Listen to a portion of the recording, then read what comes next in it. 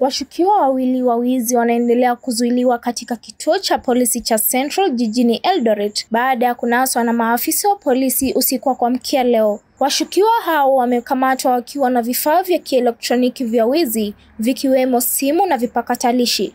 Kwa mujibu wa kamishna wa kaunti ya Uasin Gishu, Edison Nyale, kazi wamekuwa wakitoa ripoti za mara kwa mara kuhusu visa vya wizi wa simu na vifaa vya kielektroniki, hali iliyosababisha uchunguzi wa haraka kufanywa. Maafisa wa usalama wanasema washukiwa hao walikuwa wakimiliki duka la vifaa vya kielektroniki katikati mwa jiji, lakini wakituhumiwa kutumia biashara hiyo kama pazia ya kuficha bidhaa za wizi. Washukiwa hao wote wakiwa na umri wa chini ya miaka 30 wanadaiwa kushirikiana na wenzao kutoka maeneo mbalimbali ya nchi. Wakazi sasa wanahimizwa kuwa macho na kuripoti shughuli zozote zinazotia shaka kwenye maeneo yao, huku washukiwa wakitarajiwa kufikishwa mahakamani baada ya uchunguzi kukamilika.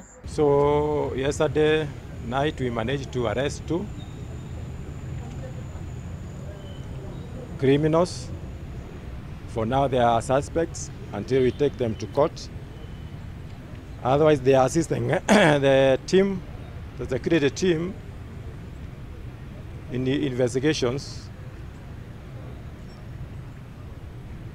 And they have a lot of information that will assist us to arrest others.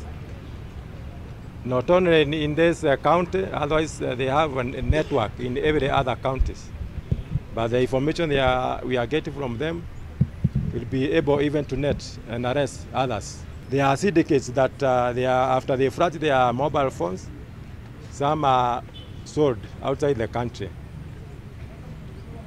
But I would like to appeal to the members of the public who may have lost their phones to come over to police station here in Central, identify their phones,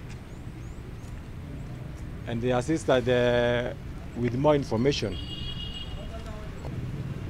Na ni simu za ghali sana. Nyingi zote ambazo mnaziona hapa ni Samsung, high end Samsung. Na kumaanisha kwamba huwa wana target simu aina fulani. Na kutokea jana tukaanza kazi na tukaweza kumpata simu 28. Tumepata vifaa ambavyo viko hapa. Vifaa ambavyo vinabadilisha data ya simu. Vifaa ambavyo vinafuta data ya simu. Hata pia vinafuta nambari zako zote hapo ndani. Vifaa ambavyo vinaweza kufanya simu iwe mpya, na tumeweza kushika washukiwa wawili.